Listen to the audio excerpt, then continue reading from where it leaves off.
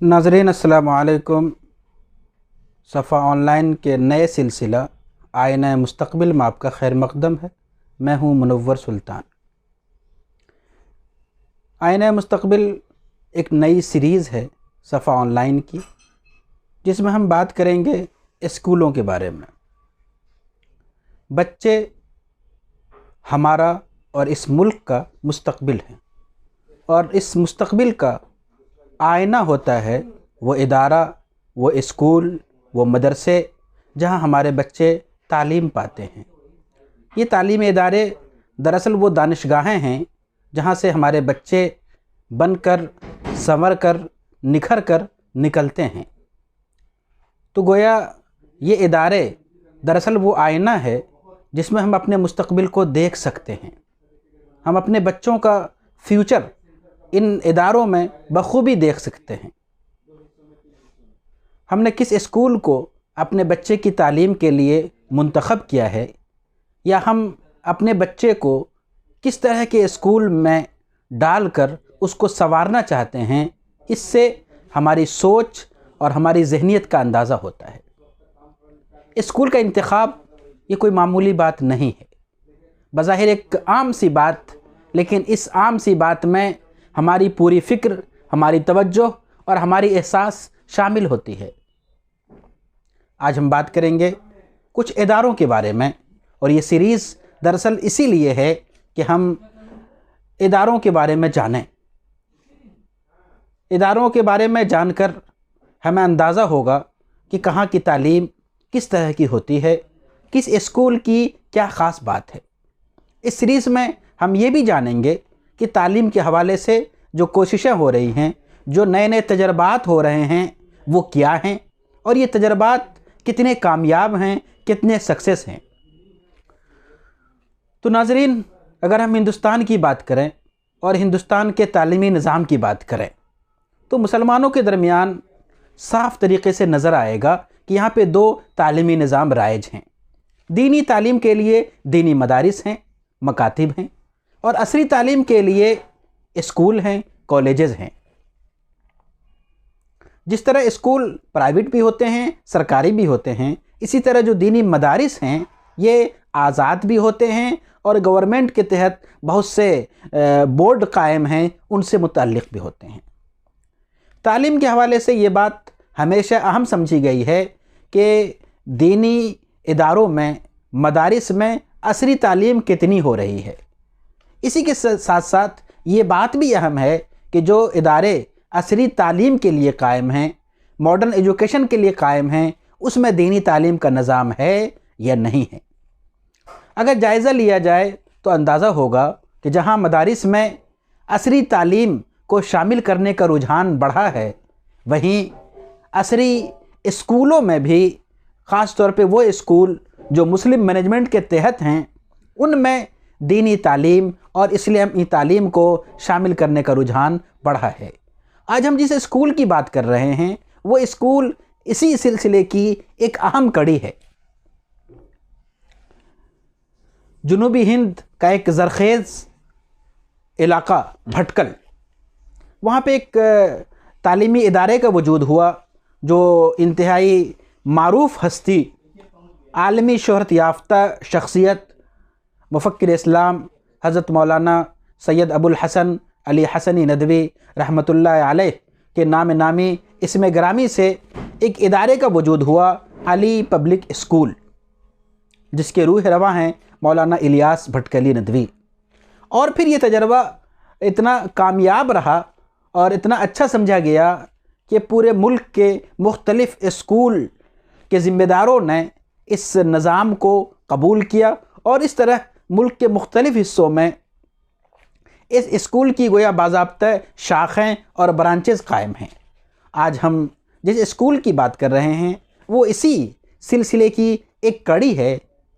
लखनऊ से करीब बाराबंकी ज़िले में और बाराबंकी शहर में APS नाम से स्कूल कायम है, जो भटकल के अली पब्लिक स्कूल के सिलसिले की एक कड़ी है और ब्रांच है। हमने वहाँ देखने की कोशिश की कि अली पब्लिक स्कूल बाराबंकी में तालीम का निज़ाम क्या है, तालीम पे कितनी तवज्जो है, और ख़ास तौर पर तालीम के हवाले से उनकी ख़ास बातें क्या हैं। हमने वहाँ स्कूल के डायरेक्टर मौलाना इमरान नदवी से बात की और उनसे समझने की कोशिश की कि उनके इस स्कूल में ख़ास बातें क्या है। इसी तरह वहाँ तालीम की जो ज़िम्मेदार ख़ातून हैं, हेड टीचर हैं, उनसे हमने बात की, मुख्तलिफ़ क्लासों में जाके देखा, उनके पढ़ाने के अंदाज़ को देखा और ये समझने की कोशिश की और आप तक पहुँचाने की कोशिश कर रहे हैं कि इस स्कूल का तालीमी निज़ाम क्या है। तो आइए देखते हैं यहाँ पे किस तरह पढ़ाया जाता है और किस तरह इस तालीमी निज़ाम को बेहतर बनाने की कोशिश हो रही है। तो नाज़रीन, आइए देखते हैं APS स्कूल बाराबंकी को, यहाँ के बच्चों को, यहाँ के गार्जियन को और यहाँ के पढ़ाने वाले मौल्लिमीन और मौल्लिमात को। आइए एक नज़र डालते हैं।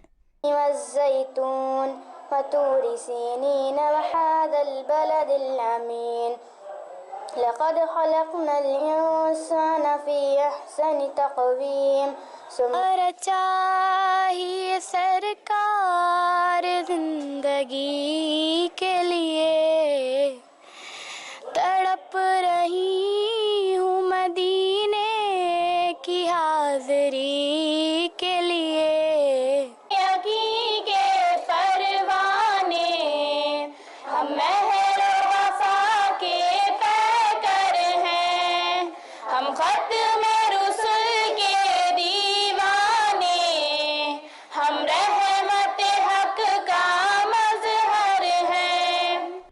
ये बच्चे मुख्तलिफ़ सतह के हैं, मुख्तलिफ़ क्लासों के हैं। आप इनको देखिए कि यहाँ पढ़ाई किस तरह होती है।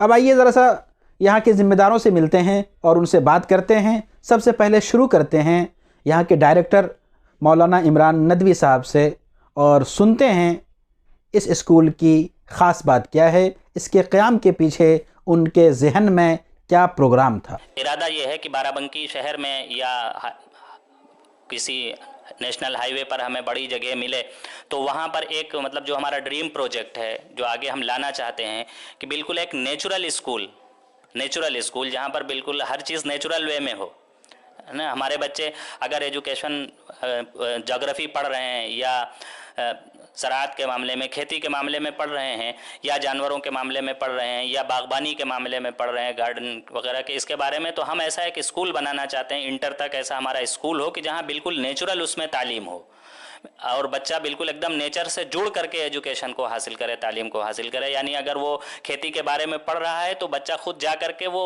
उसको हम ऐसा एनवायरनमेंट दें कि बच्चा खुद जा करके खुद खेती करे, देखे और उसको इम्प्लीमेंट करे अपने चैप्टर को, और वहाँ पर इस तरीके से तालीम को आगे हमारा विज़न ये, हमारे मकासद में ये भी चीज़ें हैं कि इंशाअल्लाह इन फ्यूचर हम ऐसा एक बड़ा इदारा कायम करना चाहते हैं ताकि हमारे इलाके के लोगों को ज़्यादा से ज़्यादा फ़ायदा हो। हमारी मुलाकात यहाँ की हेड टीचर से भी हुई और उनसे हमने समझने की कोशिश की कि इस स्कूल के तालीमी निज़ाम की ख़ास बात क्या है। The ratio of the teacher and student is 30:1, and they learn in a very different way, creative way. They have different activities in the school. We have currently we had a competition with the competition of parents with the kids. The name of the competition was salad making, and we also had a waste material competition so that the bond of the child and the mother increases. Also we evaluate the teachers or students, everybody on regular basis. Like recently we had a evaluation of teacher through students. Students told us that how the teacher teaches them. In that everything was included, whether the teacher used the teaching aids or no, how the teacher teaches, how is the attire of the teacher. And basically we focus that every child should get the education, be it be a small children or big.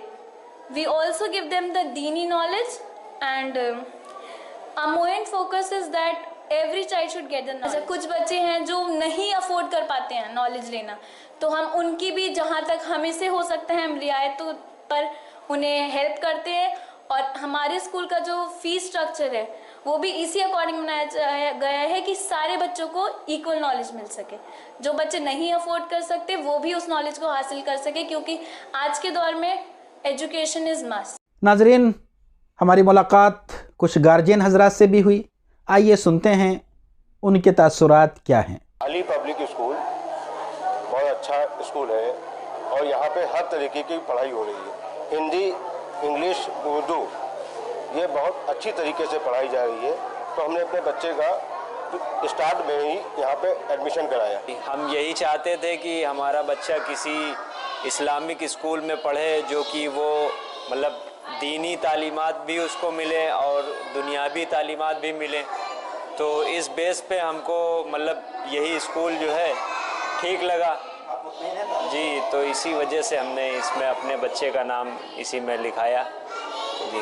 पढ़ाई भी अच्छी है और बातचीत में भी बच्ची बहुत अच्छी हो गई है।